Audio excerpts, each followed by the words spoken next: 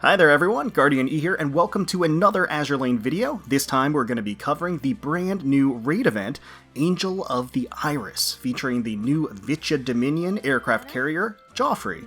We'll also just quickly go over the structure of the event, we'll do our day one pulls on the event banner, and then of course we will end things off with a review of the skin batch that dropped alongside the event. Before we hop in, I will just briefly remind you that if you do enjoy the content that we put out, including Azur Lane videos, and you would like to support the channel, please consider subscribing, leaving a like down below, leaving a comment. Really does help us out with the old algorithm.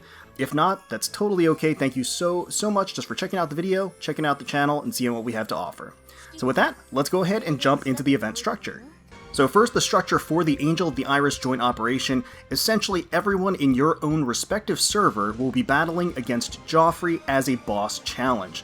So you can see Joffre's total server health is tracked right down there at the bottom as a percentage, with reward milestones that are provided to all participating commanders once they are reached, including unique event gear such as the Angel's Feather here. So to participate, you'll have to engage Joffre in different boss battles, and by battling against her, you'll earn contribution points, which will add toward the total damage counter. So you can see on the right hand side, there are 4 different difficulties. There's easy, normal, and hard. Those can be completed up to 15 times each day. The easy challenge is going to be a level 20 challenge, and you'll get 30 contribution points for clearing that. Normal is a level 50 challenge, and you'll get 70 contribution points for doing that. And then hard is a level 90 challenge with 120 contribution points to earn for completing that.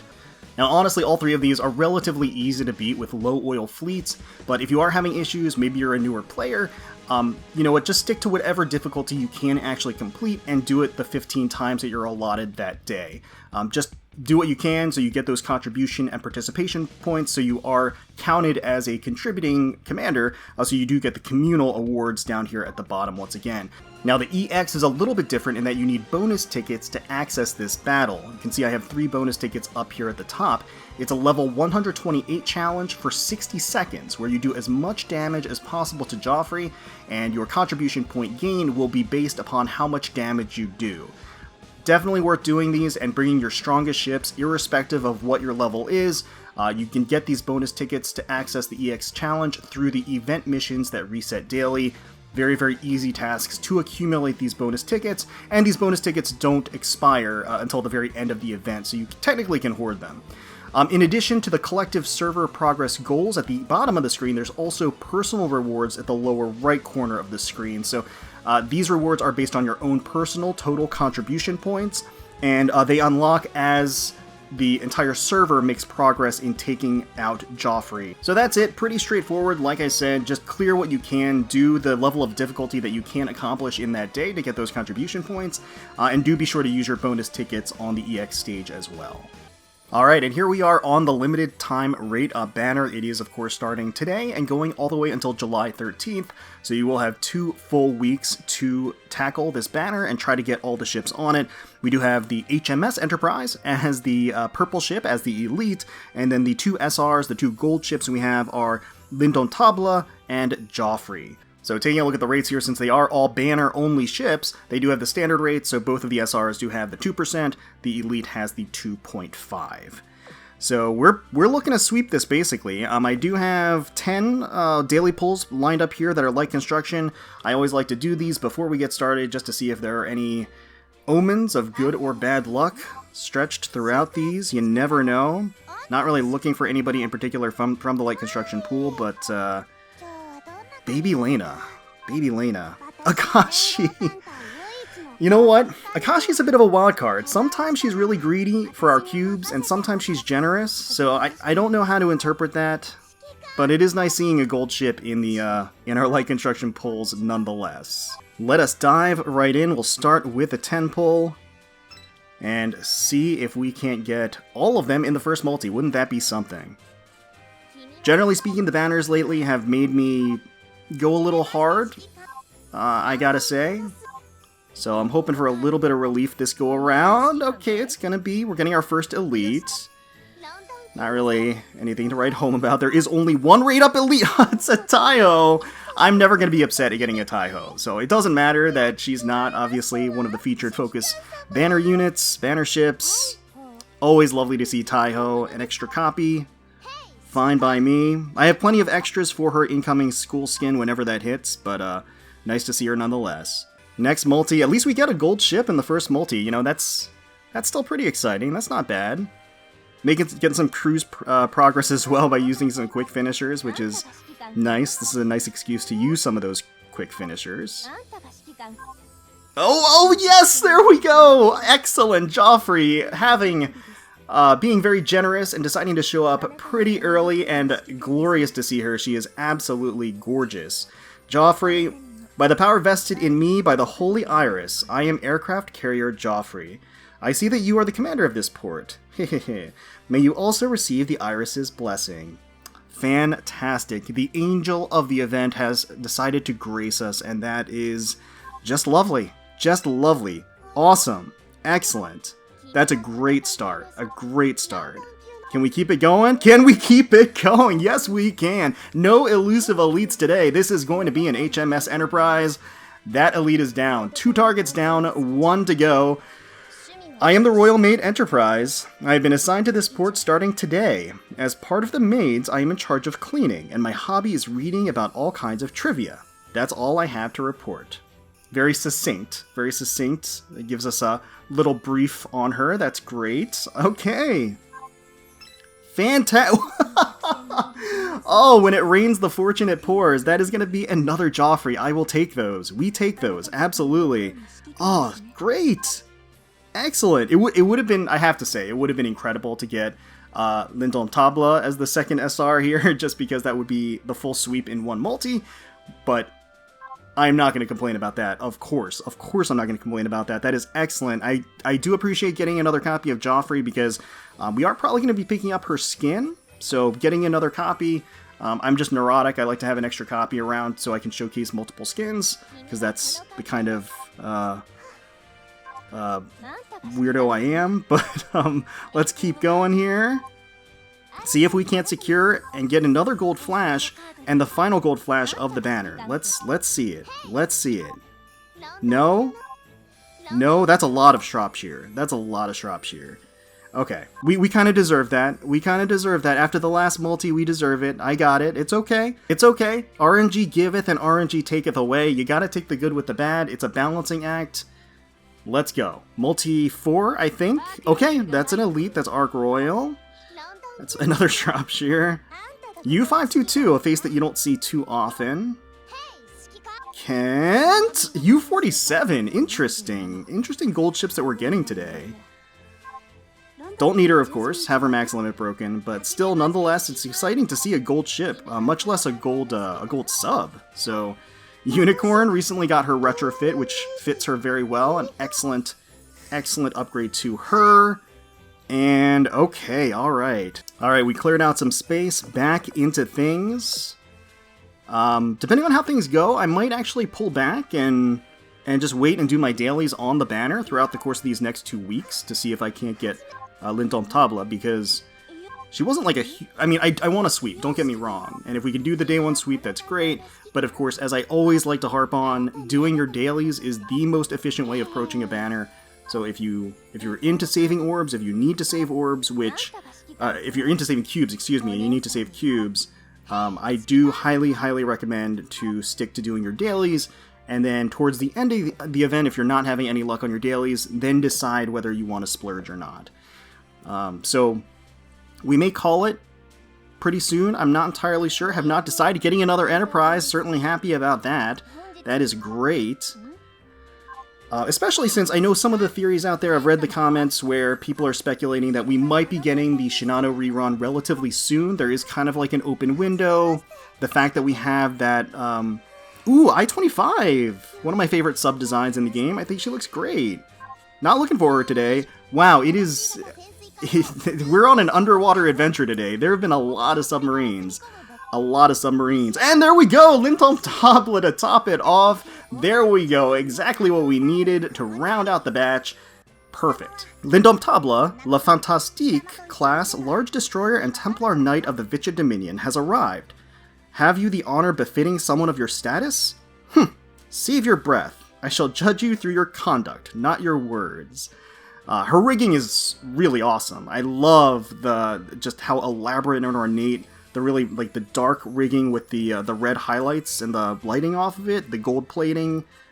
Super cool. Okay, so that is fantastic. Well, as I was saying, there is some theorizing going on, and it's not too far-fetched that we could potentially get a Shinano rerun relatively soon.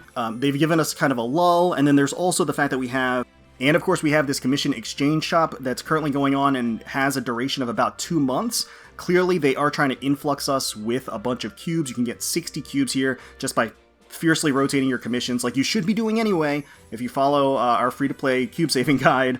But you want to do that super aggressively this time, just so you can get these 60 cubes as well. But yeah, I am very, very elated with that outcome. Super pleased with the results. I will probably still do dailies for dupes over the course of the event. But yeah, otherwise I'm very, very satisfied to get that day one sweep. So it takes a lot of the relief off, you know. So yeah, at this point, let's head on over to the skin shop. Let's see what they got over there, huh? So the theme for this batch of skins is, of course, Fairytale stories. Which is pretty unique. We haven't had a theme like that in the game thus far, and it does really allow them to get the old creative juices flowing. It allows for a lot of some uniqueness and interesting concepts here. So let's take a closer look at Biloxi. Now, Biloxi's Romeo and Juliet inspired skin features this rich, painterly style that really gives it this old storybook appeal. This is a bit more of a more demure look for Biloxi, at least compared to her other skins. She's still radiating that confidence, but not necessarily the same level of bravado as her kimono skin or the suit skin. It's still a relatively modern and chic look despite the old folktale origins, which does make sense because Biloxi does often have her own cool and confident style to herself.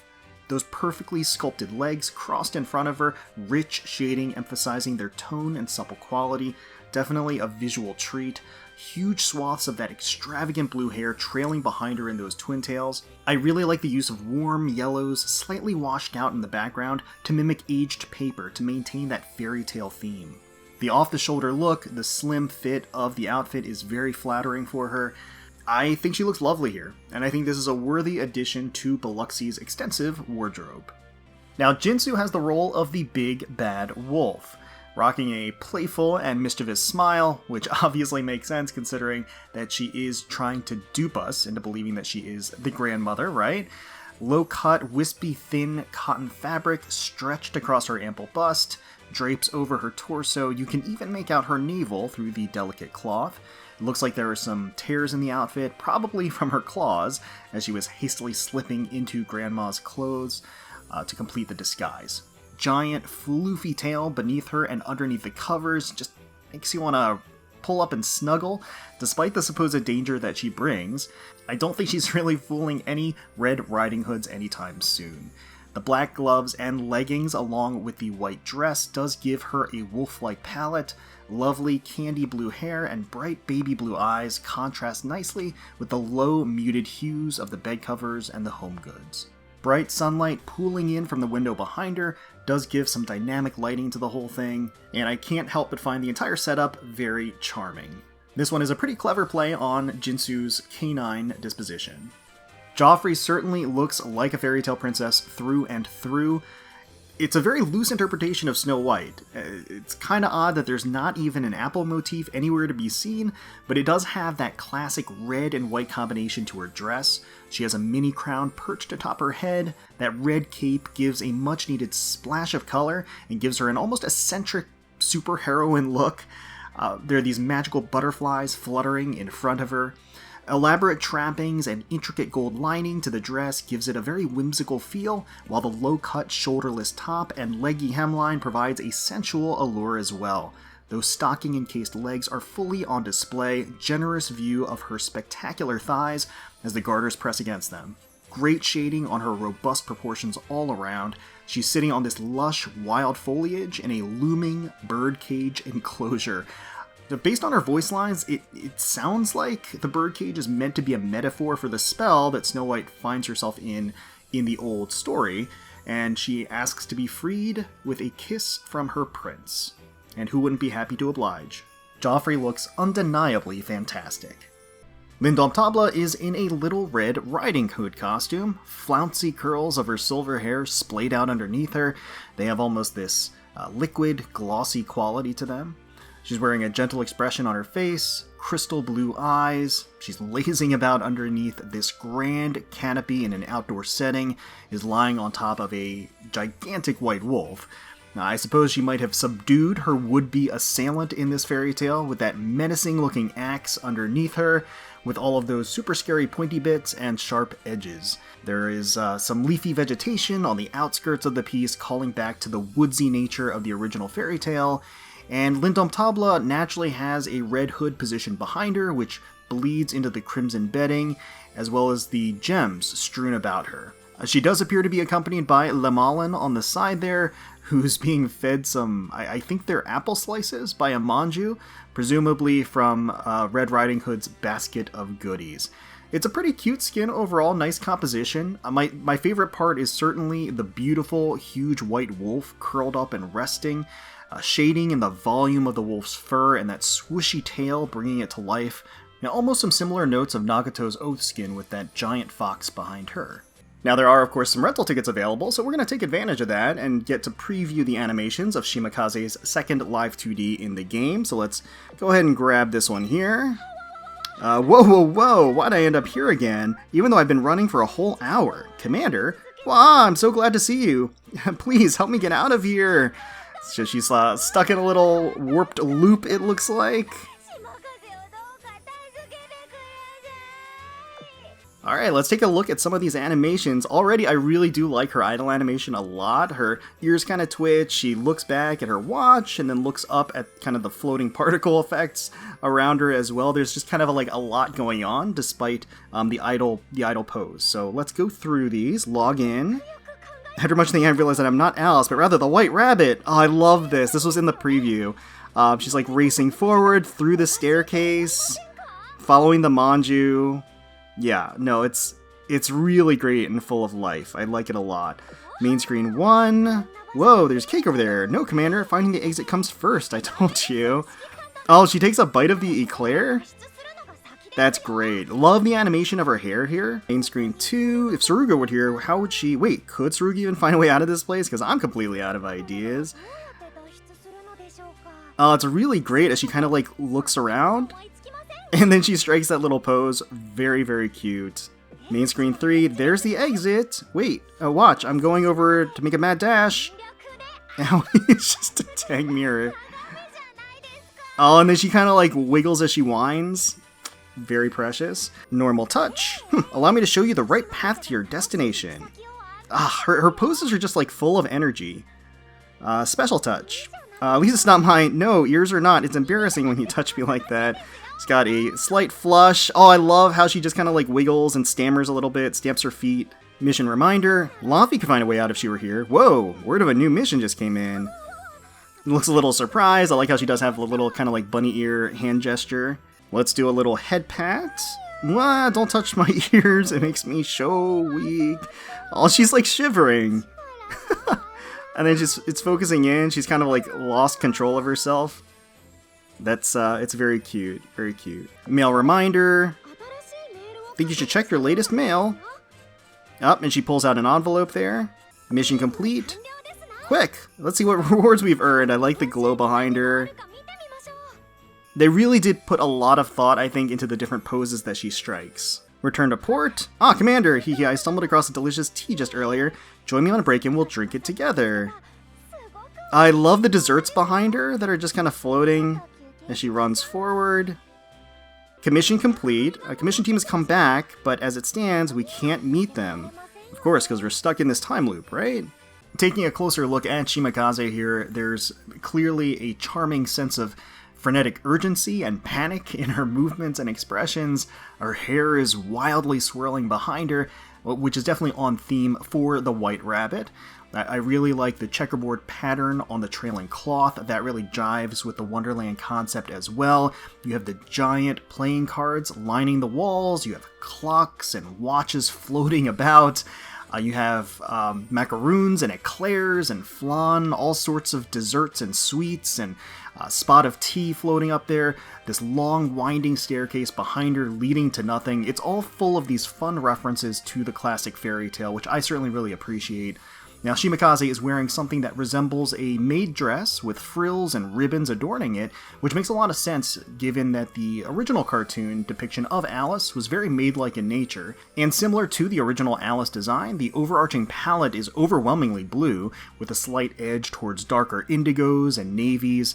There's some beautiful flowers that pepper the skirt as well. There's certainly a more mature air to it with the dark stockings, and there's certainly an elegant appeal to it with the layers of the dress, as well as the shoulderless design and the dark gloves. They did a great job on the theming. I think the skin is full of fun. Between this and the other live 2D skin that Shimakaze has, she is lucky enough to have two very solid live 2Ds. I think this one is the stronger showing. But Shimakaze fans certainly have a lot to celebrate in general. Alright, well that is going to do it for our Day 1 video on the Angel of the Iris event. Let me know in the comments below how you did on the banner. I really do wish you the best of luck. Hope you got all of the ships that you wanted in your first multi. Hope you swept the banner. And just bear in mind, if you didn't get any luck on the Day 1, remember, you've got your dailies to fall back on, and you've got plenty of cubes stocked up, stowed away in various sources all over the place that are going to be incoming. Hopefully you all enjoyed the video. If you did, please feel free to leave us a like, comment, and subscribe to the channel for more Azur Lane content.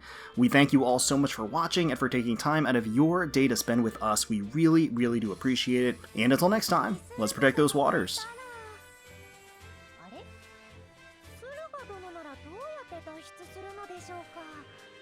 島風、全く思いつきません。